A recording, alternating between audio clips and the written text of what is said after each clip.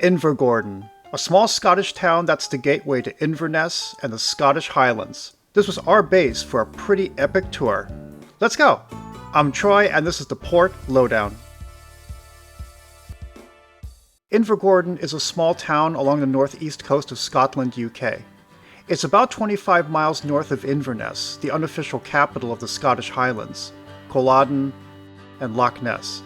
This is rugged, beautiful country where touring is essential. You dock alongside the service base of an industrial dock. Interesting gangway. As such, there's very little at the dock itself. The ship's tours are hustled to one side. This being a working dock, crowd control is tight, which makes the walks to either side a little long.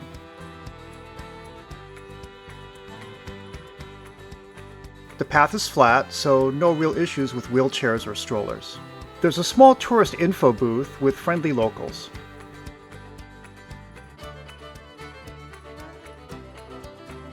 Toilets. By the way, I didn't notice any beyond the port, so take care of business here if need be. And a small gift shop. Looked like there's some pretty cool stuff here, actually. Outside the guard gates, more tour operators are camped outside if you haven't planned anything yet. On the same side of the street, there's small tour vans and taxis. The grassy area directly across is for the independent tour rendezvous. Now, taxis and rideshares are limited, this being a small town. Cruise season is short here and there are limited options for self-touring. That leaves you to get to Inverness. There's a local bus service, Stagecoach, who can get you to Inverness in about 30 to 45 minutes. Heads up, you could have a second career in Scotland. You can also take a train. Getting to the station by foot takes about 10 minutes. Go up King Street, then left on High Street, walk a few minutes, then right at St. Joseph's Church. The signs outside point to self-service with QR codes. The trip itself takes about 50 minutes. As far as walking around town, it's quiet and pretty.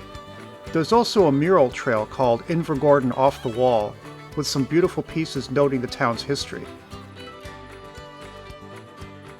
Plus, you can learn a lot from the placards. Now, all said, Invergordon is a nice town, but it's not the reason you sail here. It's all about the Highlands and the various sites. Going on tours is the thing to do here, as getting to famous sites requires a car. So, this is one place where you really need to book some kind of tour, as it's the most time efficient. We booked with Thistle Excursions, which was surprisingly light that day, but booking ahead is still essential. You never know. With that in mind, it's time for a tour. The Highlands. The bus ride is magnificent. Taking in the lush, rolling hillsides of the Highlands is a destination unto itself. So much green. It made us fantasize about renting a cottage up here and hike for days on end. Stunning. Inverness. This is a beautiful city with a lovely river walk. This was more of a pit stop, but getting a taste of this city made us want to come back. Like our bus, many tours parked in front of Inverness Cathedral, where you can walk around. There's also a chance to take a stroll along the Ness River. For lunch, we found this wonderful Indian place just 50 yards from our bus. We lapped up the curry. Clava, Cairns. This Bronze Age archaeological site was made famous by the Outlanders series. Everyone takes their requisite time travel shot, but the site itself and the surrounding area are drop-dead beautiful.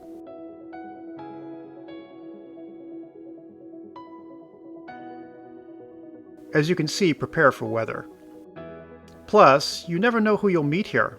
We just happened to cross this classic car motor club on their grand tour. Culloden Battlefield. The most famous battlefield in Scotland that saw the final battle in 1746 between the British Army and the Highlander Jacobites. 1,500 Highlanders were wiped out in under an hour in one of the bloodiest and last battles fought on British soil. Our guide had many stories to tell, another benefit of a tour. In those days, underpants had not been invented, So not a pretty sight running into battle, right? And as I said to you, I was a school teacher, and I can assure you, once I told the children that, and you had their attention from then on. There's also a deep calm and beauty to the field. If you have time, you can wander here for quite a while. Urquhart Castle and Loch Ness. This castle saw 500 years of medieval life and numerous wars before finally being destroyed by fire in a final 1692 battle. Today, the ruins are an exciting place to explore, with detailed placards explaining medieval life and stories of past battles. There's much attention to detail in the scholarship here. You can learn a lot from the ruins and the visitor center. All clearly presented. And the views of Loch Ness are grand. For full effect, prepare for a hike. The paths are well designed with stairs and walkways, but there's much climbing involved. Thus, the ruins themselves are a tough go for anyone with mobility issues. It's still a hike from the bus parking to the visitor center. The whole site is against a hill. But even for those who can't make the hike, the visitor center provides great info, a tasteful gift shop, cafe, and lovely vista of Loch Ness. Anyone see Nessie? Now, there have been scattered reports of sighting the famous Loch Ness Monster for several hundred years. Now, whether you're a believer or not, keep your camera poised at the magnificent loch, the largest in Scotland, or just take in the grand vista. That's enough of a sighting for me. By the way, if you're enjoying our Scottish Highlands video, hit us up with a like. And why not subscribe? We're busy putting out weekly videos on ports of call, ship tours, and other fun stuff. Thank you so much for watching. And finally, of course we went shopping, but it was fun. What's a tour without stopping by a shop or two? This was cool though. Robertsons Farms has 2 Highland cows to get up close and almost personal with. And for all your organic farm Highland cow themed needs, here you go. Lots of stuff I've never seen before though.